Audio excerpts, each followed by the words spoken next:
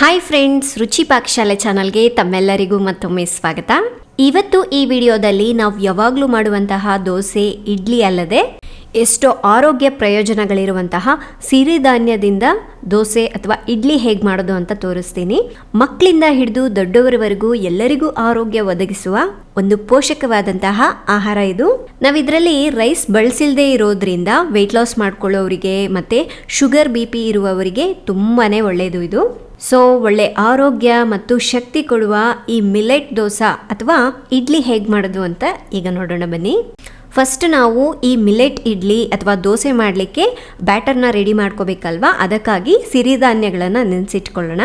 ಒಂದು ಬೌಲ್ನ ತಗೊಳ್ಳಿ, ಅದಕ್ಕೆ 1 ಕಪ್ನಷ್ಟು ಉದ್ದಿನ ಬೇಳೆನ ಹಾಕ್ಕೊಳ್ಳಿ. ನಾನಿಲ್ಲಿ ಉದ್ದಿನ ಗುಂಡು ಯೂಸ್ ಮಾಡಿದ್ದೀನಿ, ನೀವು ಯಾವುದಾದ್ರೂ ಯೂಸ್ ಮಾಡ್ಬೋದು. ಒಂದು ಅರ್ಧ ಕಪ್ನಷ್ಟು ಜೋಳನ ತಗೊಳ್ಳಿ. ಜೋಳದಲ್ಲಿರುವ ನ್ಯೂಟ್ರಿಯೆಂಟ್ಸ್ ಇಂದ ನಮ್ಮ ಹಾರ್ಟ್ ಹೆಲ್ತ್ ಅನ್ನ ಮತ್ತೆ ಬೋನ್ ಹೆಲ್ತ್ ಅನ್ನ ಇಂಪ್ರೂವ್ ಮಾಡುತ್ತೆ, ಡೈಜೆಸ್ಟಿವ್ ಸಿಸ್ಟಮ್ ನ ಕೂಡ ಇಂಪ್ರೂವ್ ಮಾಡುತ್ತೆ, ಹಾಗೆ ಡಯಾಬಿಟಿಸ್ ಅನ್ನ ಕೂಡ ಕಂಟ್ರೋಲ್ ನಲ್ಲಿ ಇರಿಸುತ್ತೆ. ಅರ್ಧ ಕಪ್ನಷ್ಟು ರಾಗಿನ ಹಾಕೊಳ್ಳಿ. ರಾಗಿ ರಕ್ತದಲ್ಲಿರುವಂತಹ ಗ್ಲೂಕೋಸ್ ಲೆವೆಲ್ ಅನ್ನ ಕಡಿಮೆ ಮಾಡುತ್ತೆ, ಮೂಳೆಗಳನ್ನ ದೃಢವಾಗುವಂತೆ ಮಾಡುತ್ತೆ. ಅಷ್ಟೇ ಅಲ್ಲ, ಕೂದಲಿಗೆ ನಮ್ಮ ಚರ್ಮಕ್ಕೆ ಒಳ್ಳೆ ಬಲವನ್ನು ಕೂಡ ಕೊಡುತ್ತೆ. ನೆಕ್ಸ್ಟ್ ಒಂದು ಅರ್ಧ ಕಪ್ನಷ್ಟು ನವಣೆನ ಹಾಕ್ಕೊಳ್ಳಿ.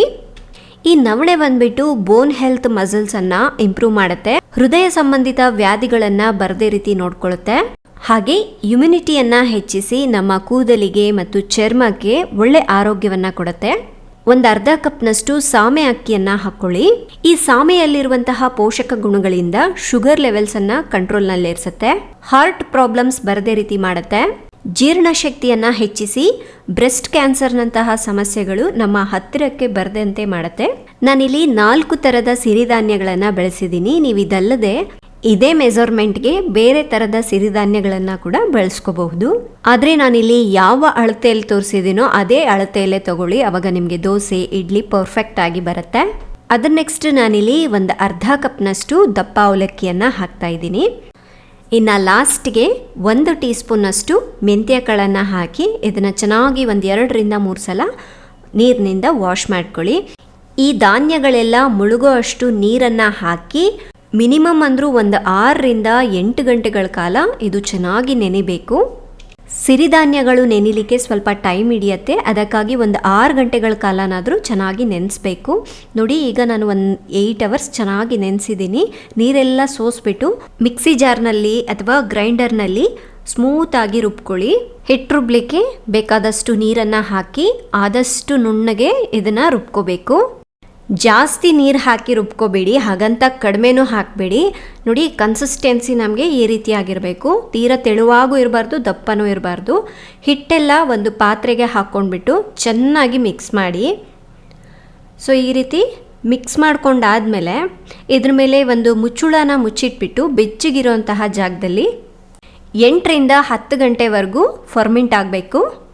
ಇದು ಚಳಿಗಾಲ ಆಗಿರೋದ್ರಿಂದ ಹಿಟ್ಟು ಚೆನ್ನಾಗಿ ಒದಗಲ್ಲ ಅಂದ್ಕೊಂಡ್ರೆ ಇದ್ರ ಮೇಲೆ ಒಂದು ಬಟ್ಟೆನ ಮುಚ್ಚಿಡಿ. ನೆಕ್ಸ್ಟ್ ಡೇ ಮಾರ್ನಿಂಗಿಗೆ ಈ ರೀತಿ ಹಿಟ್ಟು ಚೆನ್ನಾಗಿ ಒದಗಿರುತ್ತೆ. ಈ ರೀತಿ ಹಿಟ್ಟನ್ನು ಒಂದ್ಸಲ ಚೆನ್ನಾಗಿ ಮಿಕ್ಸ್ ಮಾಡಿಕೊಂಡು ಎಷ್ಟು ಬೇಕೋ ಅಷ್ಟು ಹಿಟ್ಟನ್ನು ಇನ್ನೊಂದು ಪಾತ್ರೆಗೆ ಹಾಕ್ಕೊಳ್ಳಿ. ಇನ್ನು ಉಳಿದಿರೋ ಅಂತಹ ಹಿಟ್ಟನ್ನು ಫ್ರಿಜ್ನಲ್ಲಿ ಎತ್ತಿಟ್ಕೊಂಡು 3 ರಿಂದ 4 ದಿವಸದವರೆಗೂ ಈ ಹಿಟ್ಟನ್ನು ಬಳಸ್ಕೋಬಹುದು. ನಾನಿವತ್ತು ಇಡ್ಲಿ ಮಾಡ್ತಾ ಇದ್ದೀನಿ. ಈ ಪಾತ್ರೆಗೆ ಒಂದು ಅರ್ಧ ಟೀ ಸ್ಪೂನಷ್ಟು ಉಪ್ಪು, 1/4 ಟೀ ಸ್ಪೂನಷ್ಟು ಬೇಕಿಂಗ್ ಸೋಡಾನ ಹಾಕಿ ಚೆನ್ನಾಗಿ ಮಿಕ್ಸ್ ಮಾಡ್ಕೋಬೇಕು. ಹಿಟ್ಟಿನ ಕನ್ಸಿಸ್ಟೆನ್ಸಿ ಈ ರೀತಿ ಆಗಿರಬೇಕು. ನಾನು ಇದಕ್ಕಂತ ಎಕ್ಸ್ಟ್ರಾ ನೀರೇನು ಹಾಕಿಲ್ಲ. ತೀರಾ ಗಟ್ಟಿ ಇತ್ತು ಅಂದರೆ ಸ್ವಲ್ಪ ನೀರು ಆ್ಯಡ್ ಮಾಡ್ಕೋಬೋದು. ನಾನಿವತ್ತು ಇಡ್ಲಿ ಮಾಡ್ತಾ ಇರೋದ್ರಿಂದ ಇಡ್ಲಿ ಪ್ಲೇಟ್ಗೆ ಚೆನ್ನಾಗಿ ಎಣ್ಣೆನ ಸವರ್ಕೊಂಡ್ಬಿಟ್ಟು ಆನಂತರ ಹಿಟ್ಟನ್ನು ಹಾಕ್ಕೊಳ್ಳಿ. ಕೆಲವರು ಶುಗರ್ ಇರೋರು ಇಡ್ಲಿ ತಿನ್ನೋದನ್ನು ಬಿಟ್ಟೇ ಇರ್ತಾರೆ, ಅಂಥವರು ಈ ಇಡ್ಲಿನ ಆರಾಮಾಗಿ ತಿನ್ನಬಹುದು. ಇದೇ ಇಡ್ಲಿ ಹಿಟ್ಟಿನಿಂದ ಮಸಾಲೆ ಇಡ್ಲಿ ಮಾಡ್ಕೋಬಹುದು ಅಥವಾ ತರಕಾರಿ ಇಡ್ಲಿ ಮಾಡ್ಕೋಬಹುದು. ನೋಡಿ, ಈ ರೀತಿ ಹಿಟ್ಟನ್ನು ಹಾಕ್ಕೊಂಡ್ಬಿಟ್ಟು ನಾವು ನಾರ್ಮಲಾಗಿ ಇಡ್ಲಿ ಪಾತ್ರೆಯಲ್ಲಿ ಹೇಗೆ ಕುಕ್ ಮಾಡ್ತೀವಲ್ವ ಅದೇ ರೀತಿಯಾಗಿ ಕುಕ್ ಮಾಡ್ಕೋಬೇಕು. ಒಂದು 10 ನಿಮಿಷ ಮೀಡಿಯಮ್ ಫ್ಲೇಮ್ನಲ್ಲಿ ಕುದಿಸ್ಕೊಂಡು ಸ್ಟವ್ನ ಆಫ್ ಮಾಡಿ ಒಂದು 5 ನಿಮಿಷ ಆದಮೇಲೆ ಬಿಸಿ ಬಿಸಿಯಾಗಿ ಸರ್ವ್ ಮಾಡಿ. ಎಷ್ಟು ನೀಟಾಗಿ ಬರ್ತಾ ಇದೆ ನೋಡಿ, ಹಾಗೆ ತುಂಬ ಸಾಫ್ಟ್ ಮತ್ತು ಸ್ಪಾಂಜಿ ಆಗಿರುತ್ತೆ. ನಾನಿಲ್ಲಿ ಚಟ್ನಿ ಮತ್ತು ಸಾಂಬಾರ್ ಜೊತೆ ಸರ್ವ್ ಮಾಡ್ತಾ ಇದ್ದೀನಿ. ಸೊ ನಿಮಗೆ ಒಂದು ಇಡ್ಲಿ ಮುರಿದು ತೋರಿಸ್ತೀನಿ ನೋಡಿ ಎಷ್ಟು ಸಾಫ್ಟ್ ಆಗಿದೆ ಅಂತ. ಸೊ ಟ್ರೈ ಮಾಡಿ ನೋಡಿ, ಈ ಇಡ್ಲಿ ರೆಸಿಪಿ ಹೇಗೆ ಬಂತು ಅಂತ ನನಗೆ ಕಮೆಂಟ್ ಮಾಡಿ ತಿಳಿಸಿ. ನೋಡಿ, ಮಾರನೇ ದಿವಸ ನಾನು ಫ್ರಿಜ್ನಲ್ಲಿ ಎತ್ತಿಟ್ಟಿರೋಂತಹ ಹಿಟ್ಟನ್ನು ಇವತ್ತು ದೋಸೆ ಮಾಡ್ತಾ ಇದ್ದೀನಿ. ಸೊ ನೀವು ದೋಸೆ ಹಂಚು ಚೆನ್ನಾಗಿ ಕಾದ ಮೇಲೆ ಈ ಹಿಟ್ಟನ್ನು ಹಾಕಿ ನಾರ್ಮಲ್ ದೋಸೆ ಹೇಗೆ ಮಾಡ್ತೀವಲ್ವ ಅದೇ ರೀತಿಯಾಗಿ ಮಾಡುವಂಥದ್ದು. ತುಂಬ ಗರ್ಗರಿಯಾಗಿ ಬರುತ್ತೆ. ನೀವು ಇದೇ ಹಿಟ್ಟಿನಿಂದ ಮಸಾಲೆ ದೋಸೆ ಮಾಡ್ಬೋದು, ಸ್ಪಾಂಜ್ ದೋಸೆ ಮಾಡ್ಬೋದು, ಸೆಟ್ ದೋಸೆ ಮಾಡ್ಬೋದು, ತುಂಬ ಚೆನ್ನಾಗಿ ಬರುತ್ತೆ. ಇದ್ರ ಮೇಲೆ 1 ಸ್ಪೂನ್ ತುಪ್ಪ ಅಥವಾ ಎಣ್ಣೆನ ಹಾಕ್ಕೊಳ್ಳಿ. ನಾನಿಲ್ಲಿ ತುಪ್ಪನ ಹಾಕ್ತಾ ಇದ್ದೀನಿ. ಈ ರೀತಿ ದೋಸೆ ಚೆನ್ನಾಗಿ ರೋಸ್ಟ್ ಆದಮೇಲೆ ಈಗ ನಿಧಾನಕ್ಕೆ ಫೋಲ್ಡ್ ಮಾಡ್ಕೊಳ್ಳೋಣ. ದಿನಾಲೂ ಮನೇಲಿ ಏನೋ ತಿನ್ನಬೇಕಲ್ಲ ಅನ್ನೋದಕ್ಕೋಸ್ಕರ ಮಾಡ್ಕೋಬಾರ್ದು. ಈ ರೀತಿ ಹೆಲ್ತಿಗೂ ಚೆನ್ನಾಗಿರಬೇಕು, ಹೊಟ್ಟೆನೂ ತುಂಬಬೇಕು. ಸೊ ಆ ರೀತಿಯಾದದ್ದನ್ನು ಹೊಸ ರೆಸಿಪಿಗಳನ್ನ ನಮ್ಮ ಚಾನಲ್ನಲ್ಲಿ ನೀವು ನೋಡ್ಬೋದು. ಈ ರೀತಿ ಗರ್ಗರಿಯಾದ ದೋಸೆನ ಸ್ವಲ್ಪ ಕಡಲೆಕಾಯಿ ಚಟ್ನಿ ಮತ್ತು ಖಾರದ ಚಟ್ನಿ ಜೊತೆ ಸರ್ವ್ ಮಾಡ್ತಾ ಇದ್ದೀನಿ. ಸೊ ನಿಮಗೆ ಇವತ್ತು ಈ ಒಂದೇ ಹಿಟ್ಟಿನಿಂದ 2 ರೆಸಿಪಿ ಹೇಗೆ ಮಾಡೋದು ಅಂತ ನೋಡಿದ್ರಲ್ವಾ. ನಿಮಗೆ ಈ ರೆಸಿಪಿ ಇಷ್ಟ ಆದರೆ ಪ್ಲೀಸ್ ಲೈಕ್ ಮಾಡಿ, ಶೇರ್ ಮಾಡಿ, ಹಾಗೆ ರೆಸಿಪಿ ಹೇಗಿತ್ತು ಅನ್ನೋದನ್ನು ಕಾಮೆಂಟ್ ಮಾಡಿ ತಿಳಿಸೋದನ್ನು ಮರಿಬೇಡಿ.